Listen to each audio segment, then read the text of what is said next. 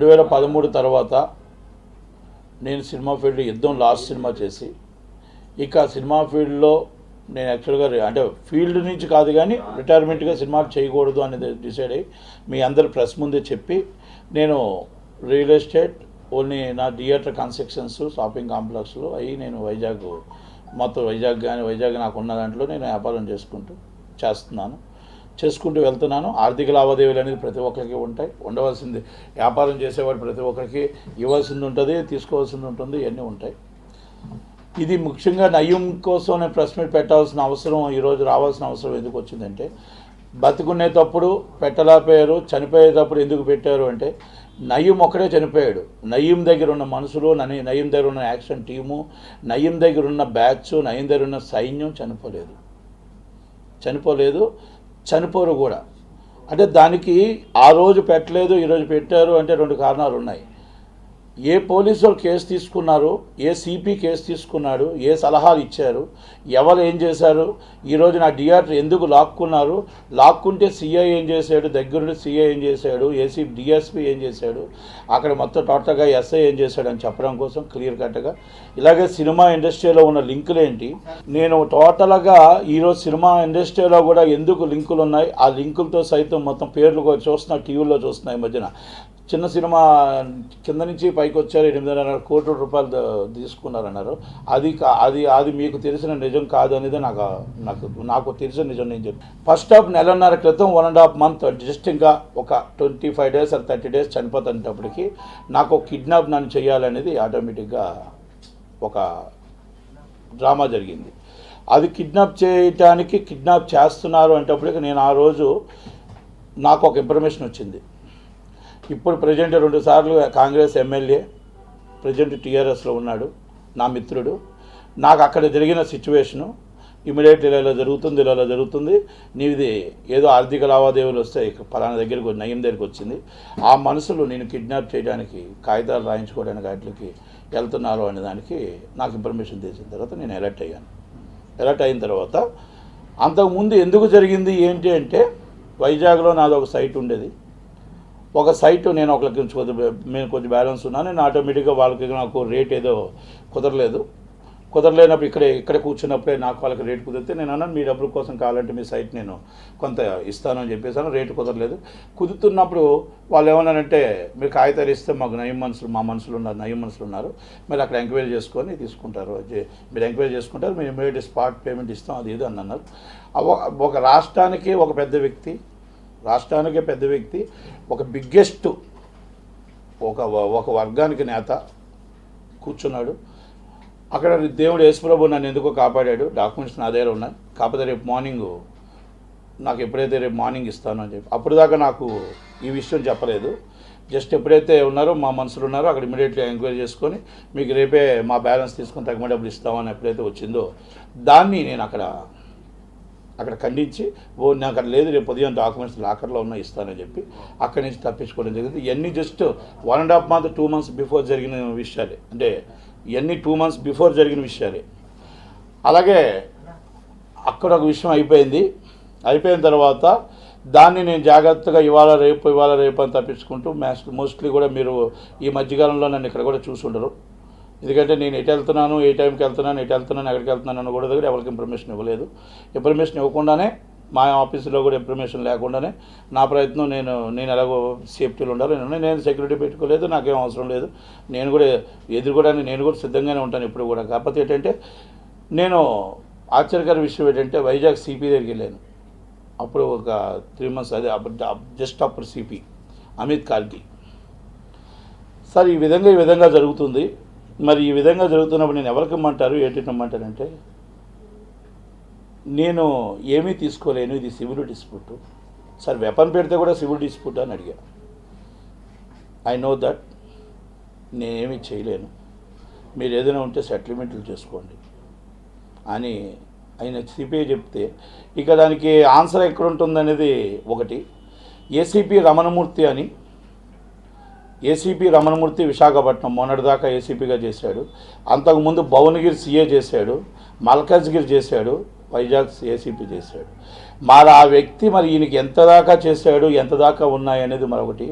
అలాగే ఇప్పుడున్న అక్కడ ఉన్న పోతుల మల్లైపాలెం ఏసీపీ అవ్వచ్చు, మధు అవ్వచ్చు, ఇంకొకరు అవ్వచ్చు, అంటే పేర్లు డైరెక్ట్గా చెప్తున్నాను. ధైర్యం ఉంటే అది ఎంక్వైరీ చేసుకోమనండి. అది వాస్తవమా కాదా, విశాఖపట్నంలో దందాలు జరిగాయా లేదని తేలుతుంది ఒకటి. అలాగా ఎందుకు మరి దాన్ని డిపార్ట్మెంటే వాళ్ళకి సపోర్ట్ చేసేస్తే ఇంకెవరి దగ్గరికి వెళ్ళి చెప్పుకోవాలి?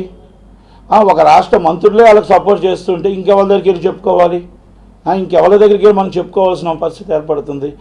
నా థియేటరు చాలామందికి తెలియని కోణం. చాలామంది ఏమనుకుంటున్నారంటే ఓన్లీ రియల్ ఎస్టేట్ దంద చేస్తున్నాడండి. విజయవాడ నుంచి అప్ టు ఉత్తరాంధ్ర దాకా ఏ క్యాంటీన్లు అయితే ఉన్నాయో, ఏ థియేటర్స్ అయితే ఈరోజు కన్స్ట్రక్షన్స్ చేస్తున్నారో టోటల్ మనీ ఈజ్ నయంది.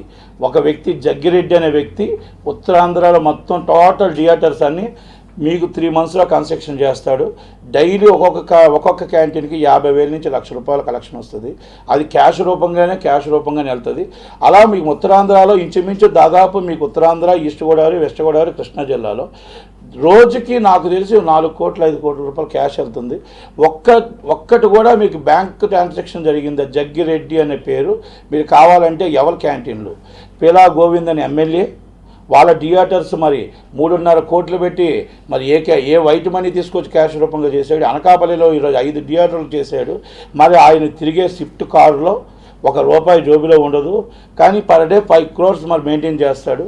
మరి ఆ వ్యక్తి మరి ఎలా మెయింటైన్ చేస్తున్నాడు, ఆయన వెనకాల ఎంతమంది బ్యాక్గ్రౌండ్ ఉంది, మరి ఎవరి బ్యాక్గ్రౌండ్ ఉంది? ఈరోజు నా థియేటర్ కూడా తీసుకొని 25 లక్షల రూపాయలు ఇచ్చి ఒక ఫోన్ కాల్ వదిలేస్తావా వదిలివా, నేను ₹1,00,00,000 12 సంవత్సరాలు నాది రిజిస్ట్రేషన్ చేయడు. నా థియేటర్ తీసుకొని బయటికి పోలీసులతో నెట్టారు. ఇందాక సోదరుడు అడిగాడు, ఎస్ఐ నన్ను వెపన్ పెట్టి బెదిరించాడు. సిఐ చంద్రశేఖర్ నర్సన్నపేట, డిఎస్పీ దగ్గరికి వెళ్ళా, న్యాయం జరగకపోతే ఎస్పీ దగ్గరికి వెళ్ళా. ఎస్పీ దగ్గరికి వెళ్తే కూర్చొని కూడా లెగలేదు. ఏదో డిస్ప్యూట్స్, సివిల్ డిస్ప్యూట్ ఉంటుంది కదా, ఏమైనా ఉంటే అచ్చెన్నాయుడు ఫ్లైట్లో కనబడితే అచ్చెన్నాయుడికి చెప్పాను, డిస్ప్యూట్ ఉంటే ఏదో ఉంటే మీరు సెటిల్ చేసుకోండమ్మా. ఆఖరికి 25 లక్షల రూపాయలు ఇచ్చారు. నా 12 సంవత్సరాలు లీజు థియేటర్కి 25 నరసన్నపేట థియేటర్ వెంకటేశ్వర మహాల్. ఒక సిఏ, ఒక ఎస్ఐ, ఒక డిఎస్పి. ఎస్పీ దగ్గరికి వెళ్తే కూడా ఏమీ చేయలేమని చెప్పాను నేను.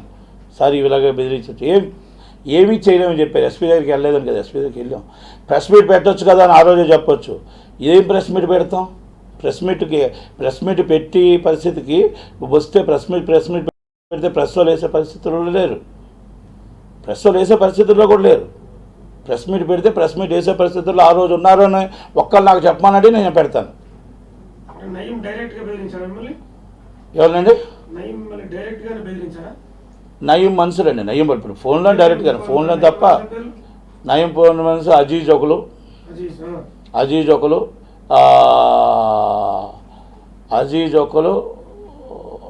అంజిరెడ్డి, జగ్గిరెడ్డి అన్న ఆయన మొత్తం విశాఖపట్నం, మొత్తం ఈస్ట్ గోదావరి, ఎన్ని క్యాంటీన్లు, థియేటర్లు, రీమోడల్స్ అన్నీ చేస్తున్నది. మొత్తం టోటల్ మనీ తీస్తుంది. రోజు మనీ కలెక్ట్ చేసి వస్తుంది జగ్గిరెడ్డి. నయీం మనిషే ఆయన, నయీం మనిషే. అదే అడుగుతున్నాను, నయీం మనిషే. రోజుకి వచ్చిన కోట్ల రూపాయలకి అకౌంట్స్ ఉండాలి కదా.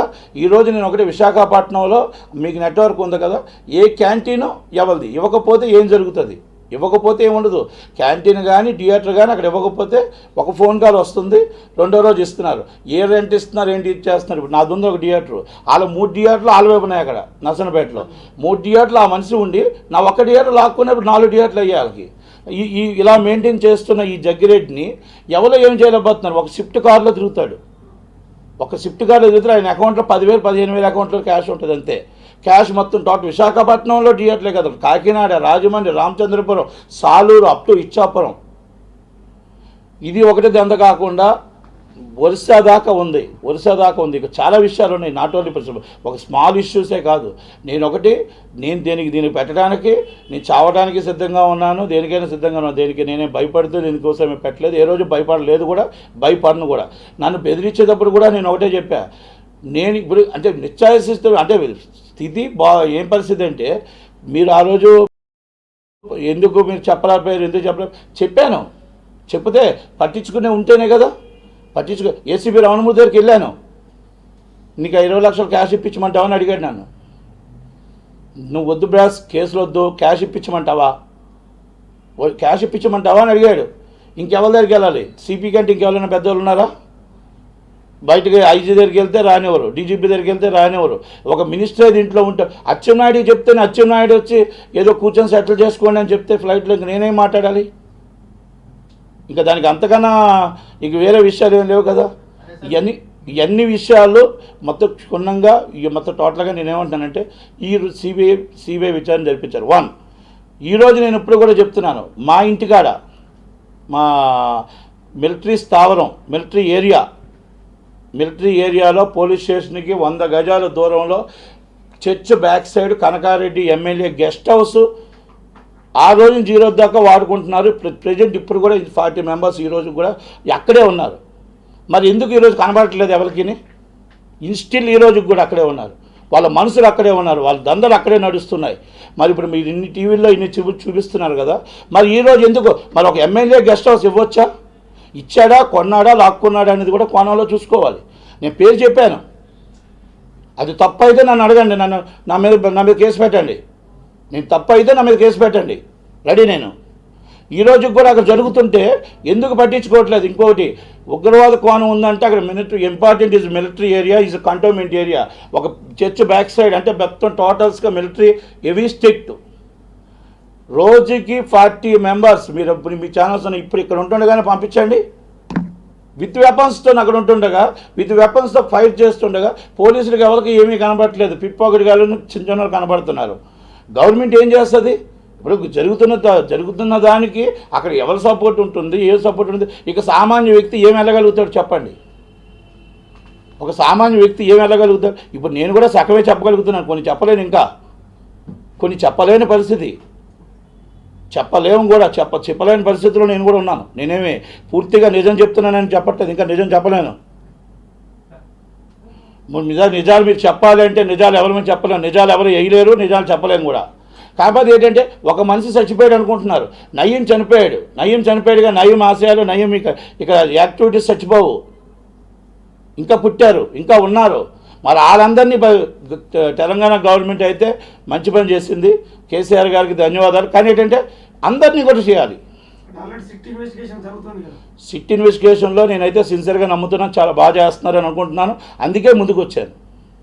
కాకపోతే ఏంటంటే సిబిఐ విచారణ జరిపిస్తే ఇది not only Andhra Pradesh and Telangana. మరి ఆంధ్ర చీఫ్ మినిస్టర్ ఎందుకు పట్టించుకోవట్లేదండి? ఆంధ్ర చీఫ్ మినిస్టర్ దీని స్టేట్మెంట్ కూడా ఇవ్వలేదు.